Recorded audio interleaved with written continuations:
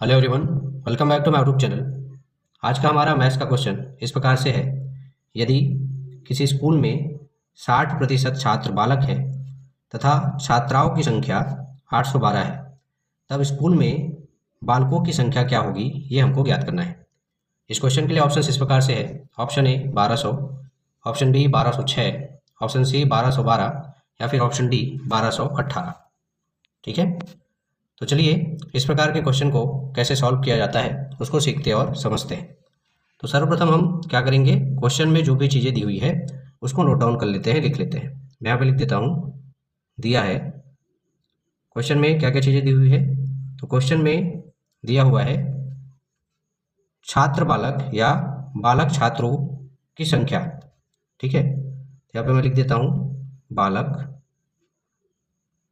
छात्रों की संख्या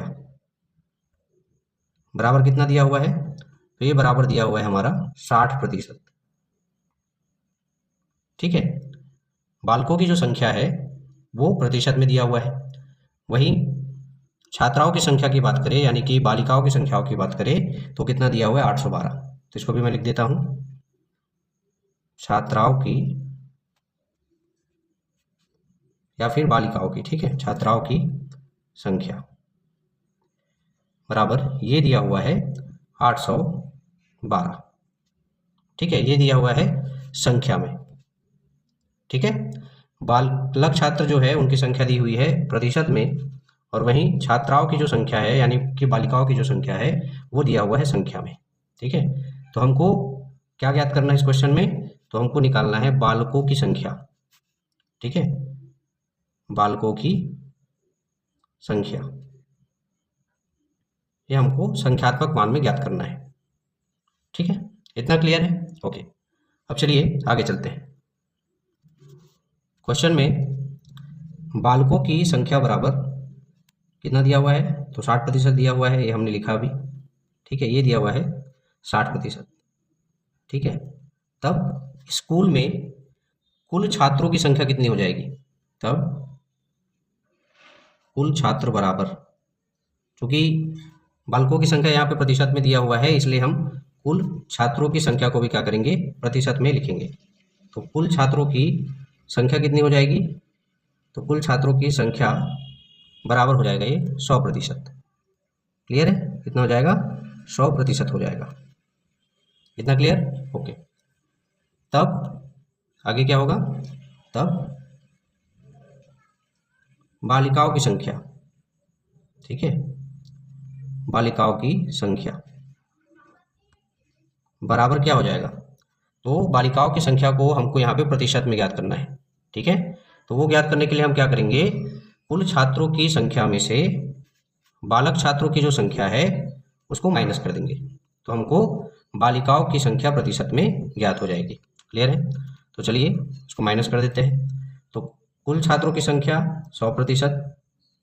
ठीक है, वही बालक छात्रों की संख्या प्रतिशत में तो 60%। ठीक है, तो यहाँ पे आ जाएगा बालिकाओं की जो संख्या है वह प्रतिशत में कितना आएगा, 40%। इतना क्लियर है? ओके, चलिए आगे चलते हैं। बालिकाओं की संख्या प्रतिशत में कितना निकल कर आया, तो बालिकाओं की संख्या बराबर निकल कर आया ये 40%। ठीक है, अब चूंकि क्वेश्चन में बालिकाओं की संख्या कितनी दी हुई है, तो क्वेश्चन में बालिकाओं की संख्या बराबर, यहाँ पे मैं लिख देता हूं चूंकि प्रश्नानुसार। ठीक है, प्रश्नानुसार बालिकाओं की संख्या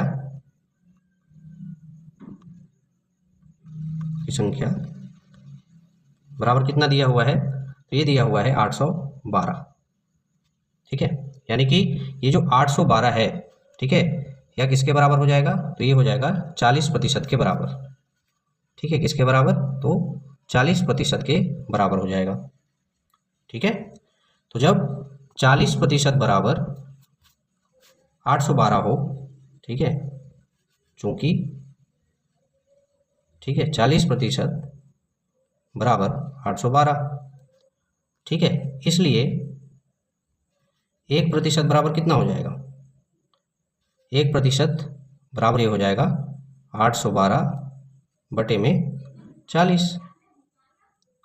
क्लियर है? कितना हो जाएगा? 812/40। सॉरी, यहाँ पे जगह थोड़ा सा शॉर्ट हो रहा है तो मैं इसको थोड़ा बगल में लिख देता हूँ। ठीक है, तो 1% बराबर हो जाएगा हमारा 812/40। इतना क्लियर है? ओके, अब आगे चलते हैं। अब आगे हम क्या करेंगे? हम बालकों की संख्या ज्ञात करेंगे। तब बालकों की संख्या, ठीक है, बालकों की संख्या बराबर क्या हो जाएगा? तो बालकों की संख्या बराबर हो जाएगा 60%, ठीक है, गुने में 1%। ठीक है, तो आगे जब इसको सॉल्व करेंगे तो यहाँ पे 60, ठीक है, गुने में 1% का मान, या 1% बराबर कितना निकाला था हमने? तो 812/40 इसका मान रख देंगे यहाँ पर। ठीक है, 1% का मान रखने पर ऐसा भी कह सकते हैं। अब आगे जब इसको सॉल्व करेंगे तो 40 का शून्य 60 के शून्य से कैंसिल हो जाएगा। ठीक है, उसके बाद जब हम इस 4 को 2 से भाग देंगे तो ये 2 बार में चला जाएगा और 6 जो है वो 3 बार में चला जाएगा। ठीक है, अब हम क्या करेंगे? इस 2 से इस 812 को भाग देंगे तो कितनी बार में जाएगा? 2 चौका 8, ठीक है, 2 शून्य शून्य और 2 छक्का 12, यानी कि ये 406 बार में चला जाएगा। क्लियर? अब हमारे पास ऊपर में क्या क्या बच रहा है? नीचे कुछ नहीं बच रहा है ना, ऊपर में बच रहा है 3 और गुने में 406। ठीक है, आगे जब इसको गुना करेंगे 3 गुना 406 तो हमारा मान क्या आएगा? ये आएगा हमारा 1218। क्लियर? और यही हमारे इस क्वेश्चन का आंसर भी होगा। ठीक है, बालकों की संख्या स्कूल में कितनी होगी? तो 1218 होगी। क्लियर है? ओके, अब चलिए बारी आती है ऑप्शंस की। ऑप्शंस की तरफ चलते हैं और देखते हैं कि कौन से ऑप्शन में 1218 दिया हुआ है। ओके, जब हम ऑप्शंस की तरफ आते हैं तो हम देखते हैं कि ऑप्शन नंबर डी में 1218 दिया हुआ है, यानी कि इस क्वेश्चन का जो राइट आंसर होगा वह होगा ऑप्शन नंबर डी। ठीक है, स्कूल में बालकों की संख्या जो कि 60% है वह कितनी होगी? 1218 होगी। ठीक है, क्लियर है? आशा करता हूँ आप लोग को इस प्रकार का क्वेश्चन कैसे सॉल्व किया जाता है वह बहुत अच्छे से समझ में आया होगा, तथा यह वीडियो जो है आप लोग के लिए यूज़फुल भी साबित होगा। इसी प्रकार के इम्पोर्टेंट टॉपिक और क्वेश्चंस को लेकर मिलते हैं हमारे नेक्स्ट वीडियो में। तब तक के लिए धन्यवाद।